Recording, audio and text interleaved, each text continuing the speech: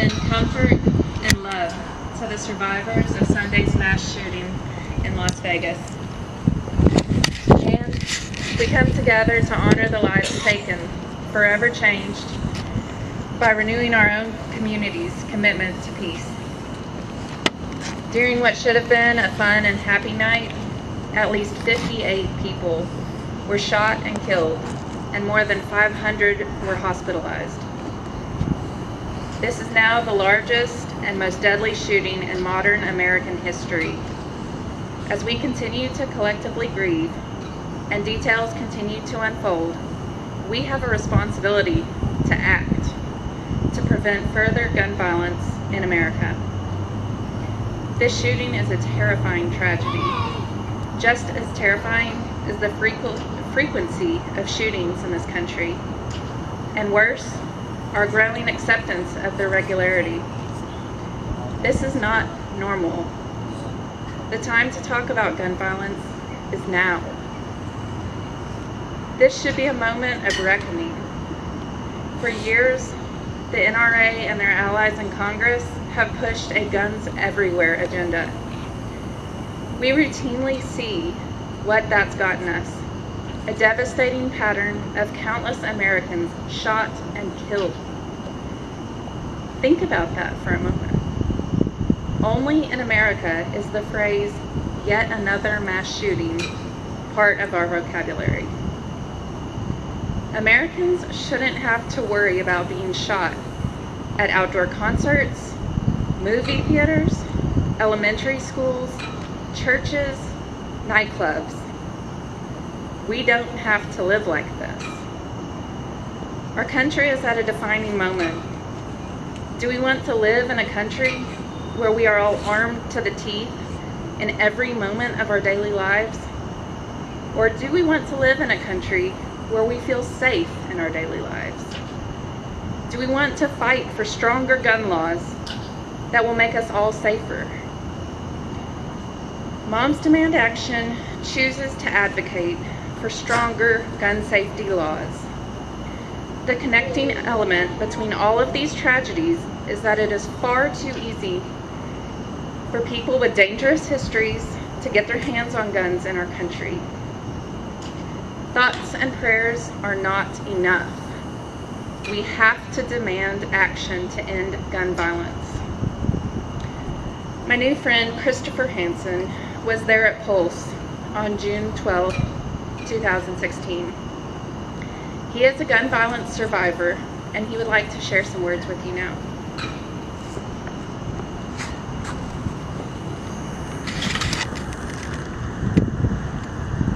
Thank you. It's an honor to be here tonight.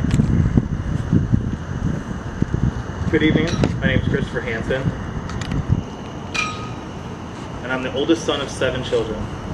I have been blessed with the type of life that I've been able to live. I have grown and evolved through and adapting myself in ways that one would never imagine or understand.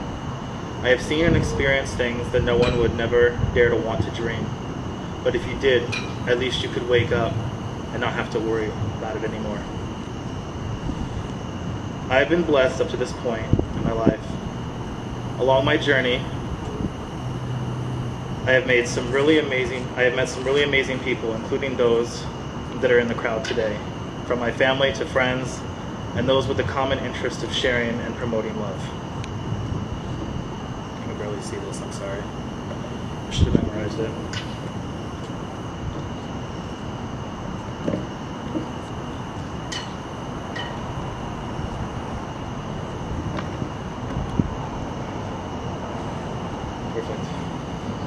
On Sunday, October 1st, 2017, at the Route 91 Harvest, a 3-day country music festival, there were at least 22,000 concert goers having the time of their lives.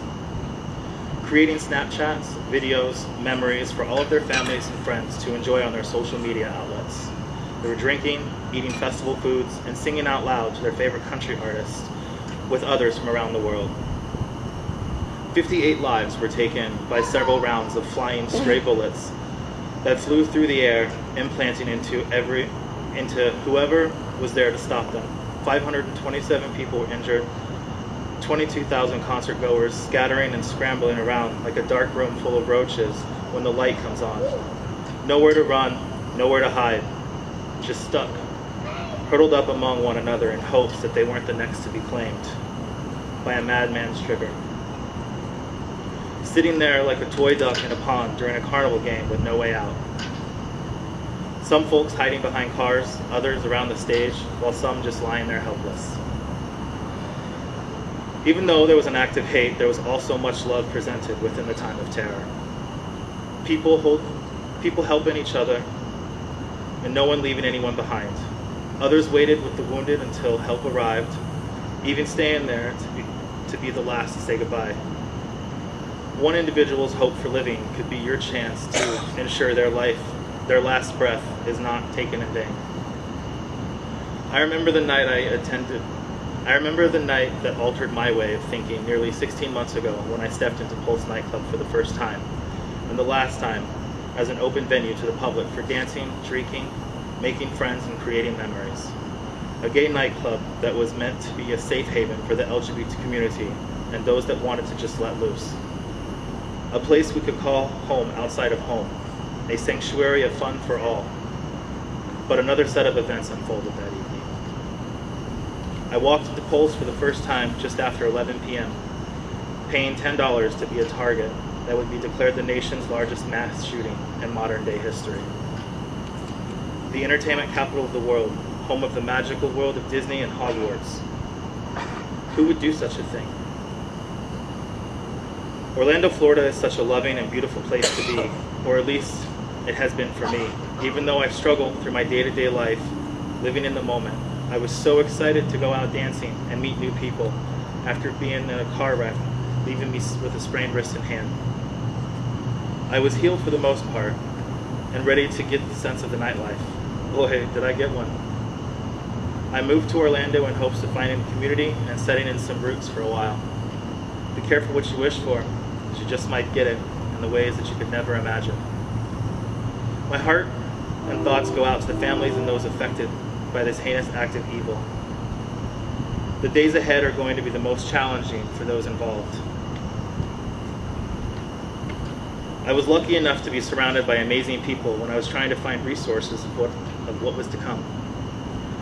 After staying on the scene from making it out of the club during the shooting all night, I was filled with disbelief, smelling of liquor, sweat, and carnage.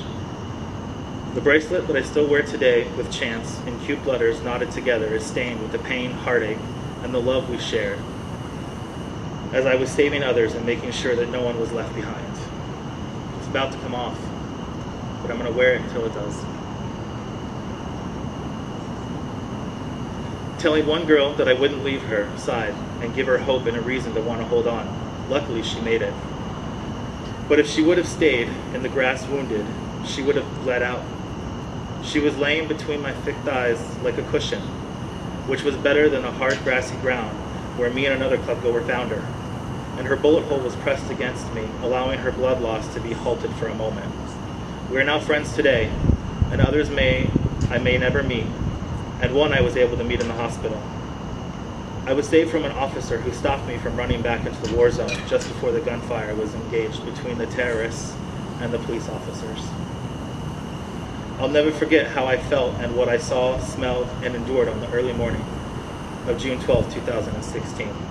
The same feeling the Route 91 concert goers are feeling right now. You're not alone in this, Las Vegas, because Orlando and the rest of the world is with you. The days to come are not going to be easy. There's going to be a lot going on. Ensure to drink, eat, shower, and take care of yourself, even though time is going to freeze and stand still. I wish I had someone who was there with me during my time of need, but I locked myself in my room.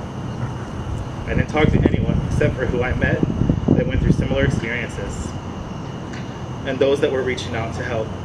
My home life was destroyed, my friendships collapsed, and those that I thought would have been in my life forever were gone. I'm lucky to say that I went through this, but I have met some really amazing people along my journey of healing. My family and friends who knew me before this have noticed my major change. But they may never understand the new me. I may have been a victim, but I'm a victor, full of pride, as if I were a rainbow-feathered phoenix rising from the pile of ashes in which the old me was burned, and the new me can soar to even greater lengths. Today, Little Rock, Arkansas, and the surrounding communities are showing, sharing, and spreading their love to the people of Las Vegas. We are standing here today in unity to express our love, our gratitude to one another, and love and express hate will not win nor hold us back from magnifying or radiating love.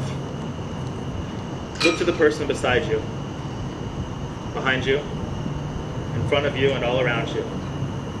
This is community, and such a beautiful thing. Please join us by turning on your lights and breaking your glow sticks as we read off the 58 loved ones' names and those that lost their moments of life.